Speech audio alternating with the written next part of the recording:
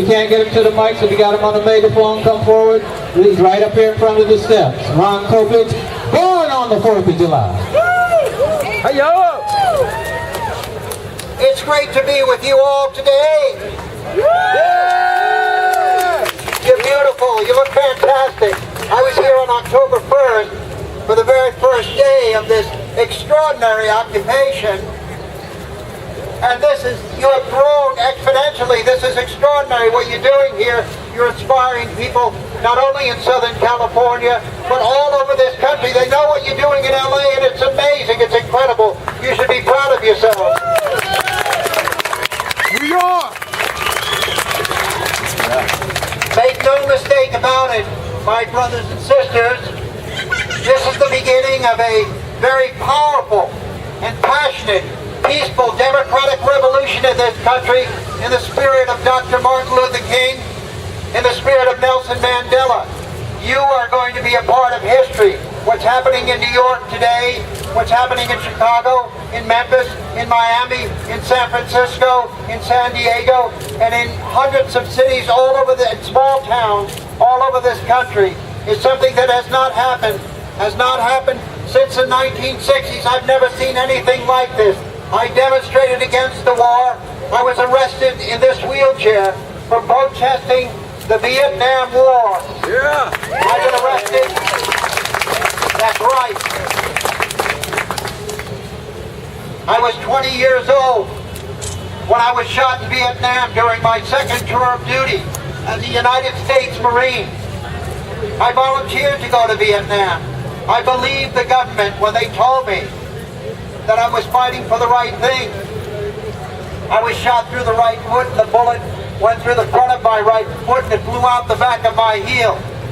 And I went down, I couldn't walk, and I went down. I was leading an attack on a village with 10 other Marines in my squad. And I went down into a prone position on my stomach. I tried to return fire with my rifle. My rifle jammed. I started to get up, and I took a bullet through my right shoulder. It went through my right shoulder, collapsed my right lung, hit my spine, and severed my spinal cord, paralyzing me permanently from my chest down. I've been in this wheelchair for the last 43 years because of an American foreign policy decision. 2 Marines that day. The first Marine came up to try to save my life. He was shot in the heart and killed. The second Marine came up from behind. I don't know how he did it, and he carried me back under heavy fire. He was killed later that afternoon in an artillery attack, but I would not find out about that for another 22 years until I wrote Born on the 4th of July, and until the Tom Cruise movie Born on the 4th of July came out in 1989, 1990. It was a long and difficult journey home for me, as it was for so many young men of my generation. Like many of you here, some of you in this audience right now may have served in Iraq and Afghanistan. You know what I'm talking about. We came home to hospitals that were overcrowded, rats on the ward.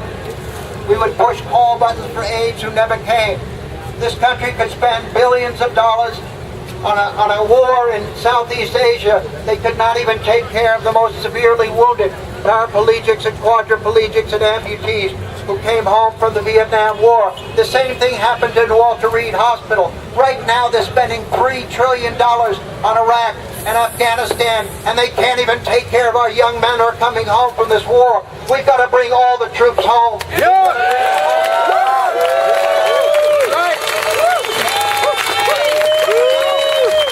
I want to tell you something. I woke up this morning and I was thinking of something. You know, I keep hearing this on television. They say, what are they about? What is this movement? What is this revolution? What is this uprising that's happening? We don't understand it. What's going on with all these young people in the country right now? This looks like the 60s all over again. We don't understand it. What's going on?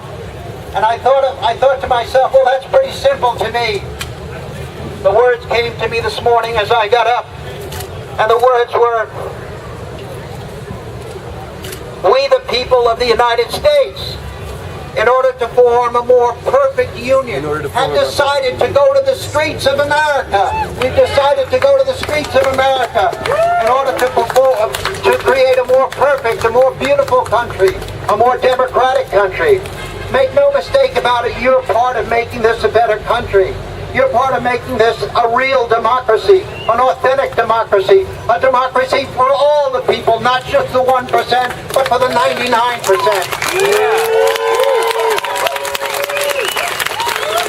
Listen to me carefully today. Listen, because this is very important. This is a wave that will not be stopped. Yeah. This is something that cannot be reversed. Yeah. This is something that began in the 1960s, and it's taken off all over again right now. Yeah. And this time it's going to go all the way. Yeah. This time it's going to go all the way. And nothing's going to stop us this time. No. With all respect, and God bless them all. Not the government, not the police. Nobody's going to stop us. No. Not Wall Street. Nobody's going to stop us. No. No one, because I have to tell you something today. I have to tell you, my brothers and sisters, you are the most powerful element in this country. We, the people of the United States, we're more important than any Congress. We're more important than any president that can't function, any Congress that can't represent us, any Wall Street that doesn't give a damn about us. Yeah. The people are the power in this country. Yeah. We, the people of the United States, will create a beautiful country. If they can't do it, well, damn it, we'll do it here, right in the streets of America.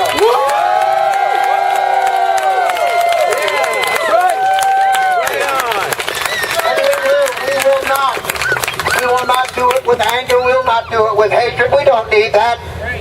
We've seen enough of that in this country. We've seen enough of that. We'll do it with love. We'll do it with compassion. We'll do it with faith, a growing faith in our strength, that we the people are going to be the final decision makers in this country. You got problems in this country. People are out of work in this country. People are losing their homes, good and decent people, like your mothers and your fathers and your sisters and your brothers. They're being thrown out of their homes. Well, we'll go to their homes. We'll surround their homes. We won't let the banks take their homes.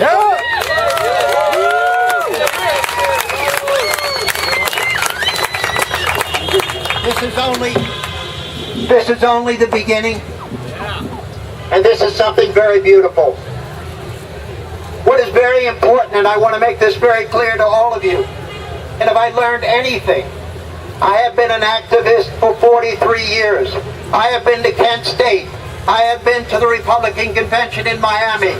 I shouted down Richard Nixon during his acceptance speech in 1972. I was thrown out of the convention hall.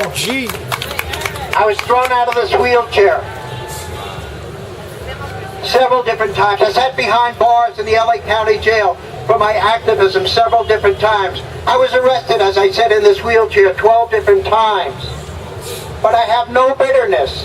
I have no anger. I have nothing but enthusiasm and hope and great expectancy that you are going to make a difference. You're the ones. Get a sense of your power today.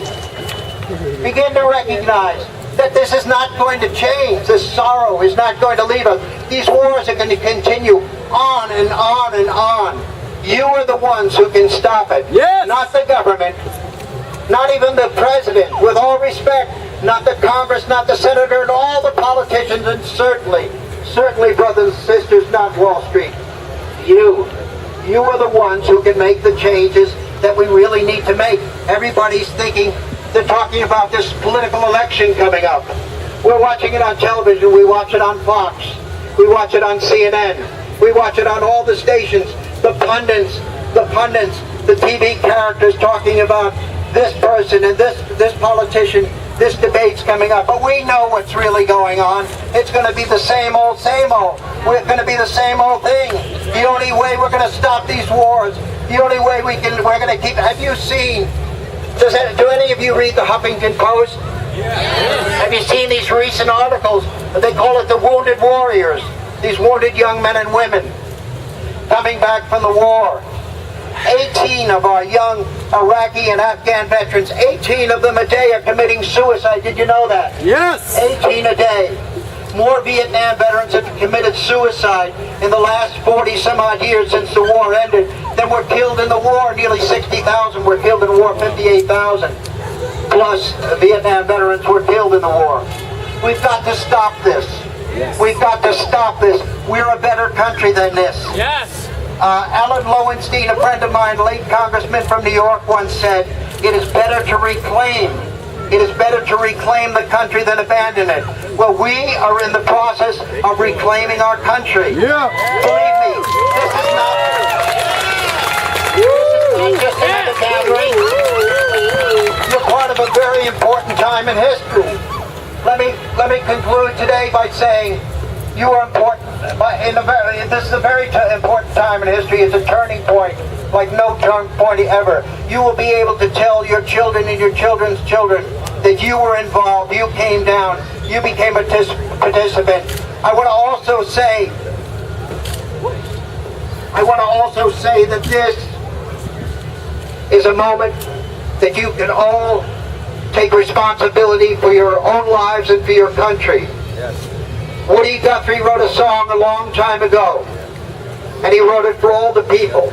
And he wrote it during a time that's very similar to the time that we're living in right now. It was a time of sorrow and suffering. It was a time of homelessness. It was a time when people had lost faith in their country. And he wrote this song. It's a people song. And I'd like you I'll say it first, and then we'll all say it together. And then we can sing it together. Let me say the words first, and then we'll say it afterwards. The words are simply, and I know you've heard this, this land is my land, this land is your land. From California to the New York Island, from the Redwood Forest to the Gulf Stream waters, this land was made for you and me. Now let's do it the way they do it in New York and on the Brooklyn Bridge.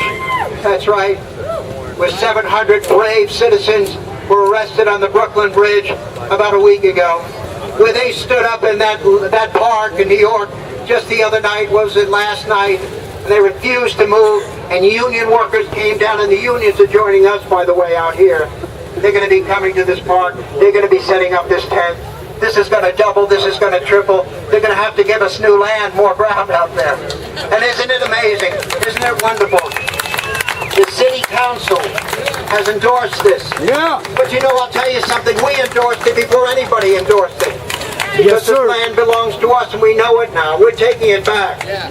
And we know that we are the ones. We are the ones who can change this country. So let's just repeat the words after me, then we'll sing it. This land is your land. This land is your land. Let them hear it in New York. This land is my land. This land is my land. That's right. From California. From California. To the New York Island. To the New York Islands. From the Gulf Stream waters. From the Gulf Stream waters. To the Redwood Forest. To the Redwood Forest. This land. This land was made for you. For you. And me. And me. This land is our land. This land is our land. This land is your land. This land is your land. From California. From down the line. Let's sing it. From the Redwood Forest to the Gulf Stream waters. This land was made for you and me. One more time. This land is your land. This land is my land. From California to the New York Islands. From the Gulf Stream waters to the Redwood waters. This land was made for you and me. God bless you, and thank you very much.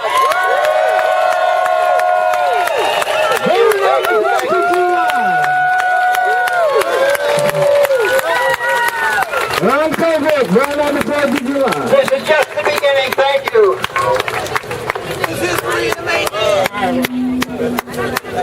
You are a Yankee Doodle. Come home. Thank you very much.